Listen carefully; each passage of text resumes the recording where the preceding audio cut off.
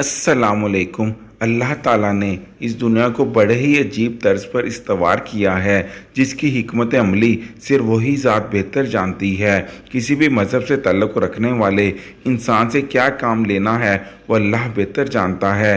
चूँकि हम इंसान कम अकल हैं, हम इसकी मसलत को कभी जान ही नहीं सकते। अगर हम अपने इर्द गिर्द नज़र दौड़ाएँ तो हमें हज़ारों लाखों इंसान गरीब जबकि हज़ारों ही अमीर तरीन नज़र आते हैं। बिल्कुल इसी तरह भारत का मरूफ मशहूर बिजनेसमैन धीरू भाई अंबानी यानी कि दुनिया के अमीर तरीन इंसान और भारत के सबसे ताकतवर बिजनेसमैन मुकेश अंबानी के वालिद। ये इन दिनों की बात है कि जब मुकेश अंबानी के वालिद की तबीयत काफ़ी नासाज थी और इनका सारा बिजनेस इनके दोनों बेटे मुकेश अंबानी और अनिल अंबानी ने संभाल लिया था, क्योंकि डॉक्टर्स ने इन्हें मुकम्मल आराम करने का कहा था। एक शाम डले अपने मोहल्ले की सड़क पर टहल रहा था। मौसम खुशगवार होने के बावजूद इसका दम घुटा जा रहा था। डॉक्टरों के मुताबिक इसके पास हफ्ता 10 दिन से ज़्यादा टाइम नहीं था। दुनिया की हर आसाइश के होते हुए बेबसी का ये आलम था कि टाइम से पहले ही सब कुछ ख़त्म होता महसूस हो रहा था। इतना अमीर तरीन इंसान, हत्ता कि दौलत के अंबार लगे हुए थे, लेकिन इनके चेहरे से ये तासुर पैदा होता था कि ये इस वक्त दुनिया के सबसे मजबूर तरीन इंसान हैं, क्योंकि मुल्क के डॉक्टरों ने जवाब दे दिया था। एक नन्ही सी उम्मीद थी कि अमेरिका में इलाज हो सकता है, वो भी दम तोड़ गई जब वहाँ कई महीने टेस्ट वगैरह करवाने के बाद सीनियर 3 डॉक्टर्स ने आखिरकार एक दिन आकर नरमी से मुकेश अंबानी और इनकी वालदा को समझाया कि आपके पास ज़्यादा टाइम नहीं है, लिहाजा मेरा मशवरा है कि वो अक्लमंदी यही होगी कि आप दुनिया के किसी भी बड़े से बड़े अस्पताल में चेक करवा लें या इनका इलाज करवाएं, तो भी इनको फाका नहीं होगा, क्योंकि मैंने इनके पाँव के नाखून से लेकर इनके सर के बाल तक एक एक चीज़ का बड़ी बारीक बीनी से टेस्ट और मुआयना किया है। लेकिन तमाम डॉक्टर्स के मशवरे के बाद हम इस नतीजे पर पहुंचे हैं कि ये अपनी बाकी की ज़िंदगी का कीमती टाइम अपने बीवी बच्चों के साथ गुजारें। जब मुकेश अंबानी और इनकी वालदा अपने शोहर को लेकर वापस भारत आईं तो उन्होंने बड़े ही तहम्मुल मिजाज से अपने शोहर से कहा कि डॉक्टर्स ने आपको सिर्फ आराम का मशवरा दिया है। लेकिन धीरू भाई अंबानी अपनी जिस्मानी सेहत से वाकिफ़ थे और अपने इस लाइलाज बीमारी के बारे में अच्छी तरह जानते थे, लिहाजा ये सिर्फ अपने घर में रहते और कभी कभार टहलने के लिए घर से बाहर निकलते। इस शाम मौसम काफ़ी खुशगवार था तो अपने घर से टहलने की गर्ज से मोहल्ले में निकले थे और बेखबरी के आलम में न जाने कितनी देर टहलते रहे। इनकी सोचों का तसलसल तब टूटा जब टहलते टहलते वो एक तन से बेरौनक पुल पर पहुंच चुका था। सड़क पर दूसरी तरफ 2 मंजिला मकान के दरवाजे के बाहर एक खतून खड़ी किसी आदमी से गुफ्तगू कर रही थी। उन्हें महसूस हुआ कि वो औरत रोते हुए इस मर्द से कोई बात कर रही है। न जाने क्यों इनमें तजस्सुस पैदा हुआ कि वो औरत इस मर्द के सामने क्यों रो रही है। जब ये इस घर के नज़दीक पहुँचे तो औरत इस मर्द की मिन्नतें कर रही थी कि घर में बच्चों को खिलाने के लिए कुछ नहीं, किराया देने की सकत नहीं है, इसलिए इन्हें ज़बरदस्ती घर से ना निकाले। लेकिन वो आदमी औरत को डांट रहा था कि किराया दो, चाहे कोई धंधा करके दो, वरना इसका सामान बाहर फेंक दिया जाएगा। औरत मुसलसल रो रही थी और मिन्नत समाजत कर रही थी, लेकिन वो आदमी आल फाल बकते गालियां देते चला गया तो मुकेश अंबानी के पिताजी बेध्यानी से इस औरत के पास चले गए और इस औरत को मुखातब करके कहने लगा कि दरअसल मैं भी अभी गुजरते हुए तुम्हारी इस आदमी के साथ थोड़ी सी गुफ्तगू सुनी है। मुझे बताओ मेरी बहन, तुम्हारा क्या मसला है? दिलों का हाल तो भगवान जानता ही है। बहन मुझे बताओ क्या बात है? वो बोली, मैं एक बेवा औरत हूँ, मेरे छोटे छोटे बच्चे हैं, शोहर को फौत हुए कई साल होने को है। शुरू में तो पड़ोसी रिश्तेदार कुछ मदद वगैरह कर दिया करते थे, फिर आहिस्ता आहिस्ता सब ने हाथ खींच लिया। घर में राशन नाम की कोई चीज़ नहीं है, माला मकान का सब्र भी ख़त्म हो गया है, क्योंकि मुसलसल 2 माह से मैं इस मकान का किराया नहीं दे सकी। इसने कल शाम तक की आखिरी मोहलत दी है, अगर किराया ना दिया तो सामान समेत घर से निकाल देगा। मेरे पास अब और कोई चारा नहीं रहा। ये कहते हुए इसकी आवाज़ बैठ गई और इसकी आंखों से ज़ारों कदार आंसू बहना शुरू हो गए। इसने भी जल्दी से दूसरी तरफ मुड़कर बहाने से अपने आंसू साफ किए, फिर मुड़कर जल्दी से बोला, बस बस ठीक है, बहन कोई बात नहीं और अपनी जेबों में हाथ डाले तो पता चला कि जेबों में जो रकम है वो ना होने के बराबर है, क्योंकि जिस साल में वो निकला था इसे तो मालूम ही नहीं था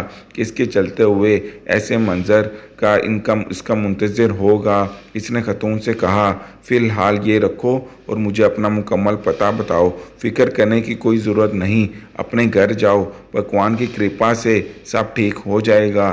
खतून बेयकीनी के अंदाज में इसकी तरफ देख रही थी, जैसे सोच रही हो कि इस पर भरोसा करे कि ना करे, क्योंकि ये मुसलसल इस औरत को कह रहा था कि तुम्हें परेशान होने की ज़रूरत नहीं है, तुम चुपचाप घर में बैठ जाओ। इसने फिर से यकीन दहानी कराई कि तुम जाओ और एड्रेस बता दो। बस इसने आखिरकार अपना नाम और एड्रेस वगैरह बता दिया और फिर एक तरफ को चल पड़ी।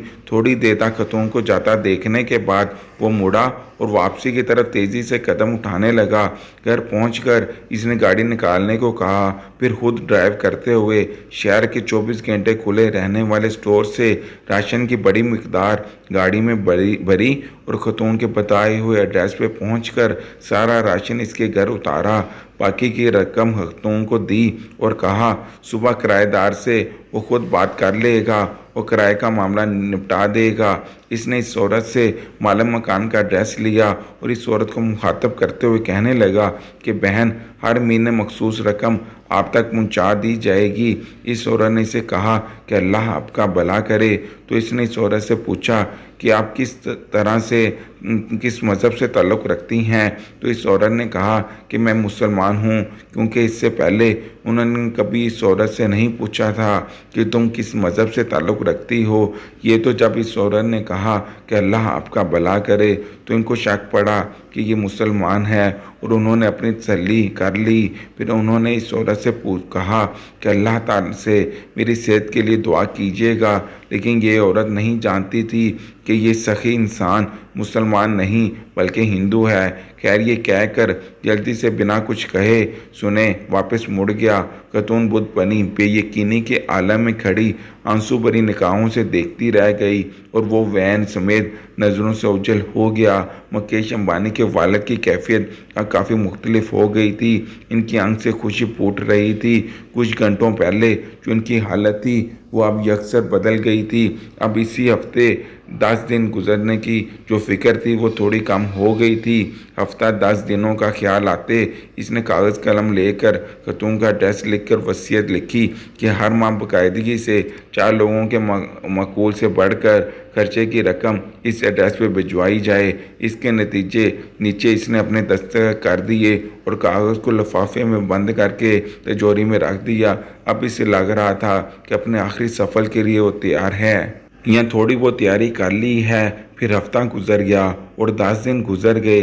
फिर मज़ीद 10 और पूरे 15 दिन गुजर गए।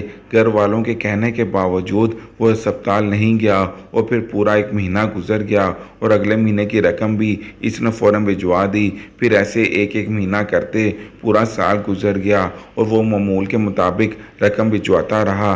फिर 5 साल, फिर 10 साल गुजर गए और फिर पूरे 16 साल गुजर जाने के बाद एक रात वो मामूल के मुताबिक उठा और अपने बड़े घर के ग्रास एरिया में टहलने लगा। अचानक इसकी तबीयत नासाज हो गई और इसे अपनी सांसें फूलती हुई महसूस हुई। ये चलते हुए बड़ी मुश्किल से अपने कमरे में आकर लेट गया। बड़ी मुश्किल से ये उठा और अपने वॉशरूम तक गया। वॉशरूम से निकलने के बाद इसे ऐसा महसूस हुआ कि इसका दम घुट रहा है। इसने गिलास उठाया और जैसे ही जग में से पानी डाला और थोड़ा सा पानी पीने के बाद जब ये गिलास को वापस टेबल पर रखने लगा तो वह बजाय टेबल के नीचे फर्श पर गिर गया और इस फ़ानी दुनिया से रुखसत हो गया। ये वाक़या यहाँ ख़त्म नहीं होता। असल खुलासा तो अब आना है। घर वाले जब सुबह उठे तो इसको बेड पर लेटा महसूस कर रहे थे कि शायद वो आराम कर रहे हैं, लेकिन जब तकरीबन घंटे के बाद वो अपने बेड से ना उठे ना ही करवट ली, तब इसकी बीवी कमरे में इनके बेड के बिल्कुल पास आई तो नीचे गिलास टूटा हुआ था। इसको न जाने क्या हुआ, अचानक इससे अपने शोहर को हिलाने लगी। تب اس نے محسوس کیا کہ وہ اس دنیا سے جا چکا ہے۔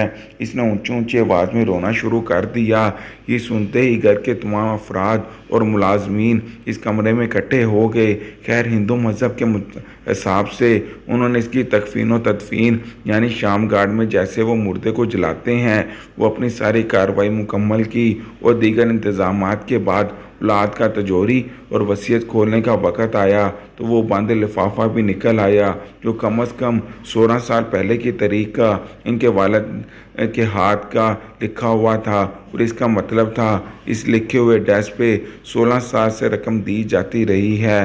لفافہ پڑھنے کے بعد ان کو پتہ چلا کہ والد صاحب کو فوت ہوئے 10 دن ہو گئے ہیں، جو کہ ان کی میت اور رشتہ دار لوگوں کے ملنے ملانے میں نکل گئے ہیں، اور وصیت کے مطابق رقم کی ادائیگی 10 دن لیٹ ہو گئی ہے۔ رقم لے کر وہ لوگ جن میں مکیش امبانی اور انیل امبانی کے ساتھ ان کا ایک ڈرائیور تھا اس ایڈریس پر پہنچے تو دروازہ کھٹکھٹانے پر خاتون باہر آئی، جو کہ اب 4 سال سے اوپر کی ہو چکی تھی۔ سلام دعا کے بعد مکیش امبانی نے اپنا اور اپنے والد کا مکمل تعارف کروانے کے بعد اس کو والد صاحب کی طرف سے ماہانہ مخصوص رقم جو ہے وہ دینے آئے ہیں۔ وہ معذرت چاہتے ہیں کہ رقم کی ادائیگی 10 دن لیٹ ہو گئی۔ وہ اصل میں خاتون جلدی سے بولی، ارے نہیں، کوئی بات نہیں، آپ کے والد صاحب کے ہم پر بہت احسانات ہیں، آپ لوگ میری طرف سے والد صاحب کو بہت بہت شکریہ بولیے گا اور انہیں بتائیے گا کہ ہم ہمیشہ انہیں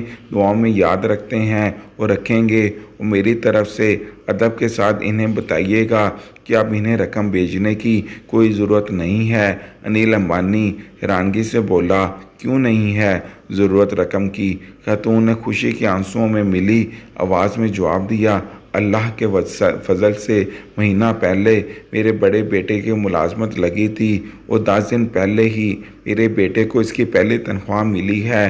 خاتون روانگی میں پتہ نہیں کیا کیا بولے جا رہی تھی، جبکہ ان دونوں بھائیوں اور ڈرائیور کے کانوں میں خاتون کا یہی جملہ اٹک رہ گیا، 10 دن پہلے ہی میرے بیٹے کو اس کی پہلی تنخواہ ملی ہے۔ پھر یہ دونوں بھائی اس عورت کا شکریہ ادا کر کے اپنے گھر واپس لوٹ آئے۔ اس عورت نے بھی کبھی یہ جاننے کی کوشش نہیں کی تھی کہ ان کا مذہب کیا ہے، یا یہ کہ مکیش امبانی کے والد اتنے امیر ترین انسان ہیں۔ جب یہ واپس اپنے گھر لوٹے اور اپنی والدہ سے اس واقعے کے متعلق ساری ڈیٹیلز بتائیں تو وہ بڑی حیران ہوئی اور ساری کہانی کو سمجھ گئیں کہ ڈاکٹرز نے جب انہیں 10 دن کا ٹائم دیا تھا تو یہ 16 سال کس ڈیوٹی کو سر انجام دیتے ہوئے گزار چکے تھے۔ ناظرین کرام، آپ صلی اللہ علیہ وآلہ وسلم کا فرمان ہے کہ رازداری میں کیا گیا صدقہ اللہ پاک کے غصے کو بچاتا ہے، اور ہر عقل رکھنے والے کے لیے اس واقعے میں صدقے کے متعلق بڑی کھلی اور واضح نشانی موجود ہے۔ اس میں کوئی دو رائے نہیں کہ صدقہ مال و جان دونوں میں اضافہ کرتا ہے، صرف مال میں ہی نہیں بلکہ عمر کو بھی بڑھاتا ہے۔ جس شخص کو اب بھی یقین نہ ہو رہا ہو وہ کسی بھی غریب، بیوہ، یتیم، مسکین کے ساتھ یہ تجربے کے طور پر ایسا کر کے دیکھ لے۔ اگر اس کے مال و جان میں اضافہ نہ ہو تو وہ میرا گریبان پکڑ سکتا ہے۔ آپ چاہے سینکڑوں کماتے ہیں، ہزاروں کماتے ہیں، یا اپنی استطاعت کے مطابق ایک مخصوص حصہ ان غریبوں، یتیموں، مسکینوں کے لیے مختص کر دیں، اور اس کے بعد دیکھیے گا کہ آپ کی زندگی میں کس طرح خوشحالی آتی ہے، کس طرح کامیابیاں آپ کے قدم چومتی ہیں۔ اللہ تعالیٰ ہم سب کو اپنی استطاعت کے مطابق صدقہ و خیرات اصل حقداروں تک پہنچانے کی توفیق عطا فرمائے۔ جو سفید پوش ہیں، جو بھیک مانگنے جیسے حقیر کام سے باز رہتے ہیں، ان کی مدد کرنے کی ہمت و طاقت عطا فرمائے۔ اللہ تعالیٰ قرآن پاک میں واضح فرماتے ہیں کہ نیکی کا بدلہ سوائے نیکی کے کیا ہو سکتا ہے۔ اس میں کوئی دو رائے نہیں کہ جب آپ کسی بھی انسان کے ساتھ صرف اللہ کی رضا، اللہ کی خوشنودی کی خاطر بھلائی کرتے ہیں تو اللہ تعالیٰ آپ کو اس کے بدلے دنیا و آخرت میں ایسے اجر سے نوازیں گے کہ آپ کے وہم و گمان میں بھی نہیں ہوگا۔ کربلا اور بلا۔